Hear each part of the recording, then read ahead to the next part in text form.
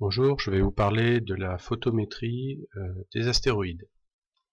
Alors nous avons ici sur le disque dur à peu près plus d'une centaine d'images d'un champ d'un astéroïde. Alors nous allons charger la première image de la série. La voici. Donc cette image-là contient un astéroïde dans le champ avec un temps de pause de 3 minutes. Et cela a été fait avec un télescope relativement modeste, puisque ici nous pouvons voir que dans la prise de vue, cela a été fait avec un 200 mm ouvert à 3,8 à Newton et une caméra CCD Attic. Alors où se trouve cet astéroïde dans l'image? Alors la première chose qu'il faut vérifier, c'est d'avoir vraiment la dernière base des astéroïdes. Dans la carte du ciel, ici, si vous avez dans l'icône configuration, vous pouvez ici, dans l'onglet astéroïdes, vous pouvez charger la base d'astéroïdes. Et ce que vous pouvez faire, vous pouvez aller dans base internet et cliquer charger et compiler la base afin d'avoir la base de données d'astéroïdes la plus récente possible. Alors la base fait 100 mégas, je l'ai fait juste auparavant, je n'ai pas un internet qui est très rapide, mais je viens de le faire et la base donc s'est mise à jour avec ici 707 422 astéroïdes. Donc ce qu'on peut faire, c'est charger cette base d'astéroïdes, et ici nous avons imagé l'astéroïde qui s'appelle Preston, P-E-R-S-T-O-N, dont le numéro est 3792. Nous le sélectionnons, ici nous avons les informations, nous faisons OK. Donc on ajoute la liste à la liste des astéroïdes à afficher. Ici OK. Et là nous avons l'astéroïde Preston. Je fais un double clic et cela permet de centrer la carte du ciel sur cet astéroïde.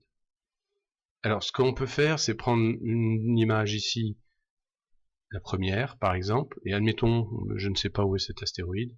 Donc ce que je peux faire, parmi tout un tas d'autres choses, hein, c'est pas obligatoire de passer par cette étape, mais c'est quand même intéressant de le voir, c'est vous réalisez une astrométrie de cette image, faites un étalonnage automatique.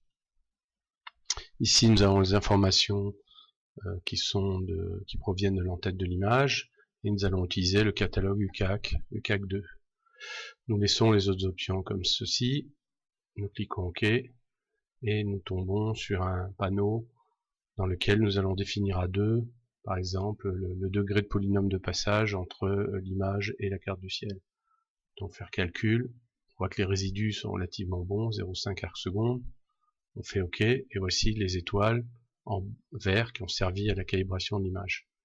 Alors si on incruste cette image dans la carte du ciel, donc ce qu'on peut faire, on peut faire ici lien image, inclure image dans carte du ciel. On va sélectionner l'image que l'on veut insérer dans la carte du ciel. Mettons celle-ci. Voilà, l'image arrive dans la carte du ciel. Alors vous voyez ici le petit objet en bleu ici, qui représente l'astéroïde, qui est là. Ici, et effectivement, on va vérifier que la carte du ciel a exactement la même coordonnée que l'image. Donc on va mettre la carte du ciel sur le lieu et la date de cette image, pour être sûr.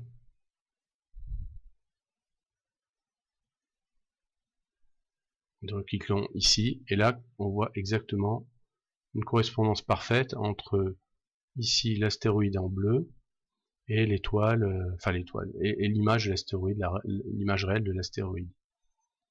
Donc c'est juste pour vérifier que que l'heure qui est dans les images sont bonnes, que toutes les informations comme la taille pixel, comme la focale, comme tout ce qui est nécessaire pour calibrer une image fonctionne correctement. Bon là ici c'est le cas, puisque ici là, au bout de ma flèche, à cet endroit là se trouve l'astéroïde, et on le retrouve exactement à la même position sur la carte du ciel. Alors c'est une série de à peu près 150 images, et ce que nous avons fait, nous avons additionné toutes ces images ensemble, et cela donne ceci. Alors pour ce faire, c'est relativement simple. Alors ce qui est important, il faut que les images, c'est très important, il faut que les images soient pré-traitées. Il faut que les images soient pré-traitées pour que ça fonctionne bien, donc c'est relativement facile à réaliser avec la fonction de pré-traitement dont on parlera une autre fois. Et là ici, ce qu'on voit, on voit des résidus de pixels chauds qui n'ont pas été enlevés sur le pré-traitement de cette image. Bon, c'est pas très grave, on voit que l'image, effectivement, l'image finale, donc c'est une image finale qui est une pause équivalente de 6h33, et on voit la trace ici du mouvement de l'astéroïde par rapport au fond de ciel. Donc ça, c'est relativement intéressant. Ensuite, ce que nous allons faire, nous allons cette fois-ci faire la photométrie de cet astéroïde. Alors la fonction qui sert à faire cela est dans Analyse, Photométrie.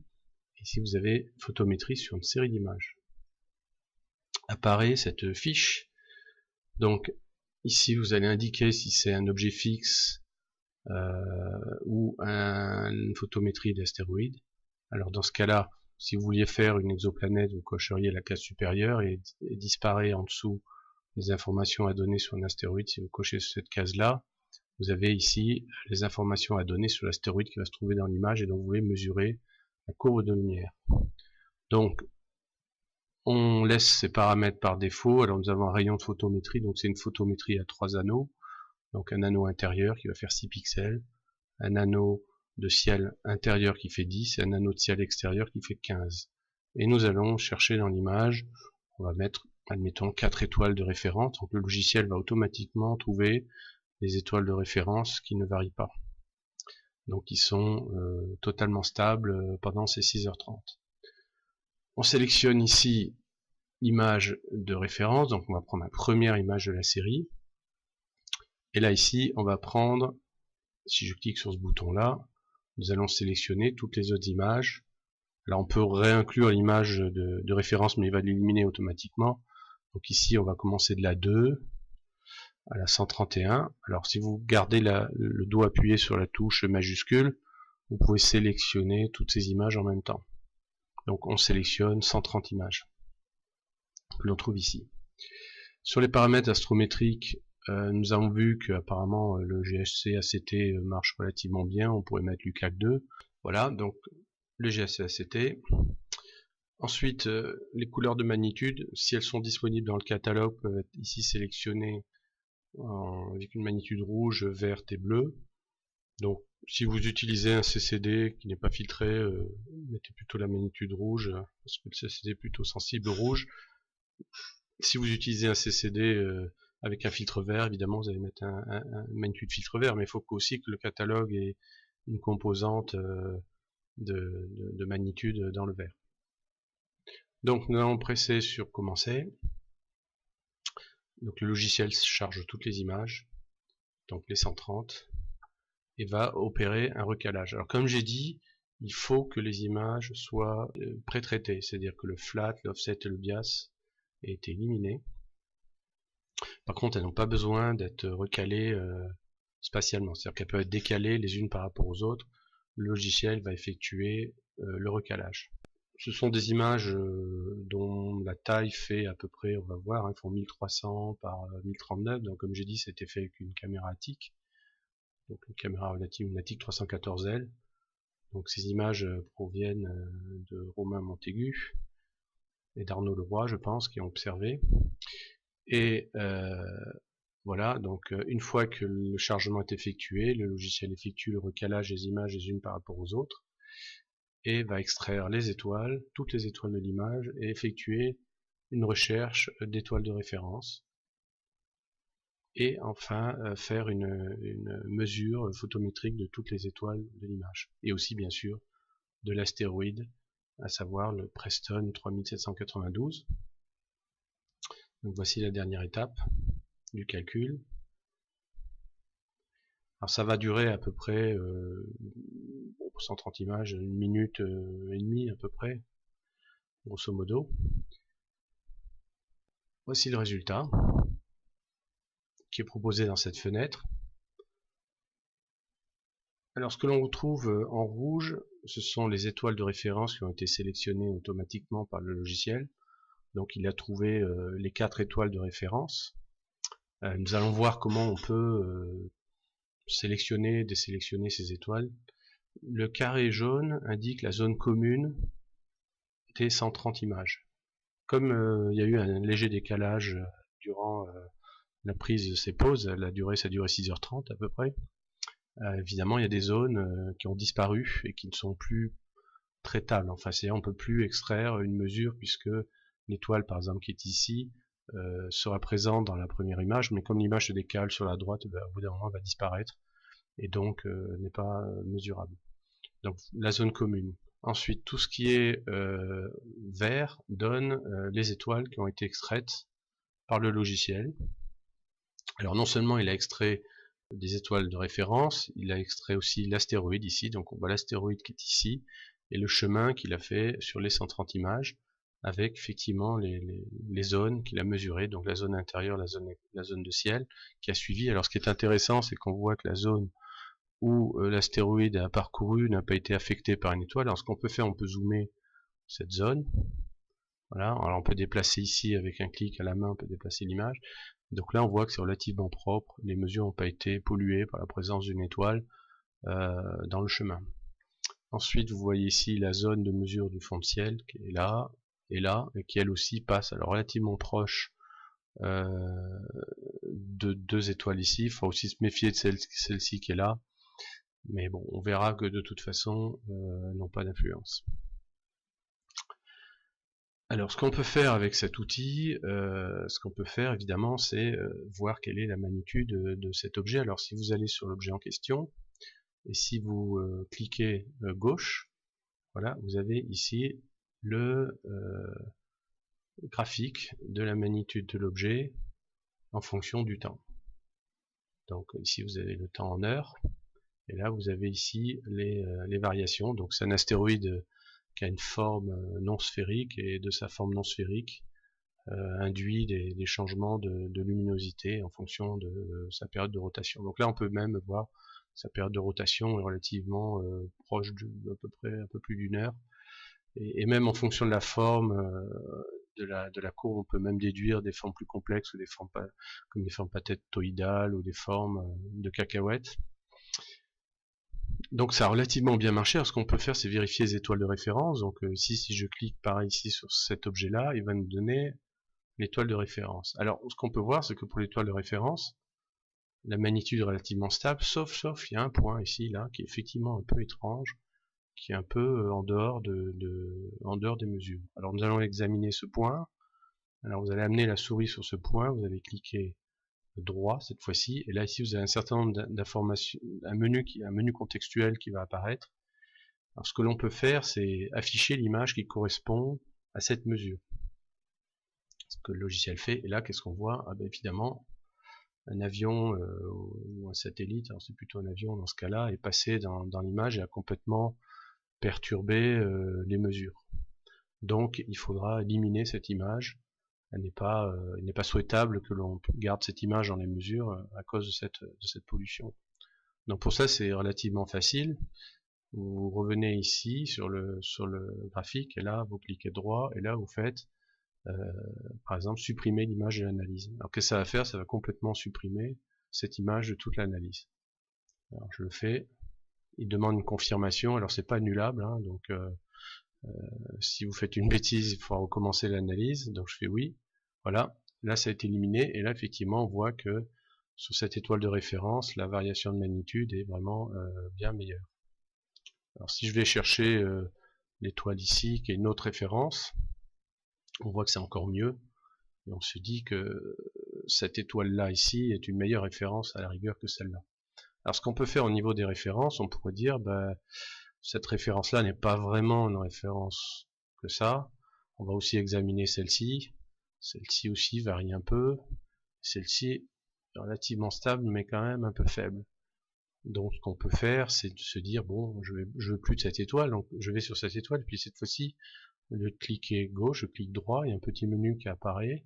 Là, je peux effectivement faire supprimer cette étoile comme une référence. Donc voilà, elle va être supprimée.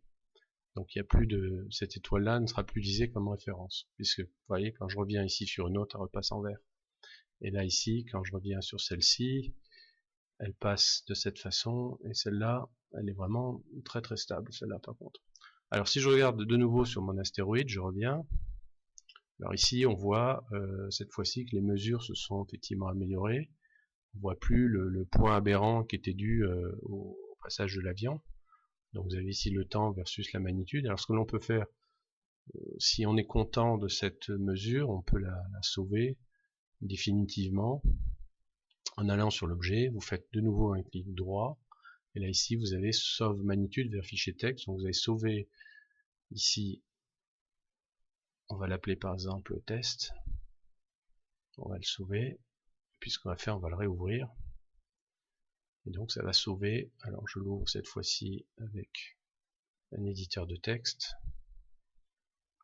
Par exemple Notepad. Et là vous voyez ici que vous avez la date au niveau en temps julien. Et puis ici vous avez la magnitude. Et enfin l'incertitude juste à côté.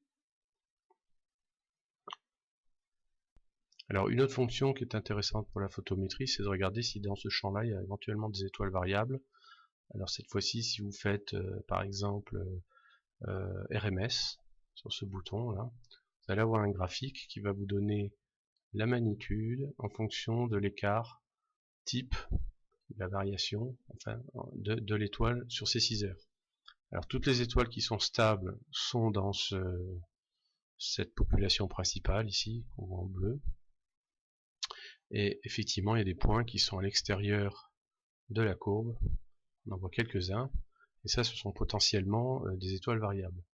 Alors, variables, on va examiner. Donc, pareil, si je viens ici à cliquer sur le point en question, j'ai le graphique des magnitudes qui apparaît en fonction du temps, cette fois-ci. Mais par contre, si je veux la voir, alors, si je veux la voir sur l'image ici, par exemple celle-ci par exemple, et cette étoile qui est en jaune là, qui est figure en jaune ici. Alors on voit, oui effectivement elle a l'air variable, mais elle est variable à cause de quoi? À cause du passage de l'astéroïde qui a perturbé la mesure. Donc en fait c'est pas une variable. Et la plupart des étoiles qui sont comme ça, malheureusement, par exemple celle-ci aussi, qui est ici la jaune ici, alors ça semblerait qu'elle soit variable, mais en fait elle est perturbée par la proximité d'une autre étoile.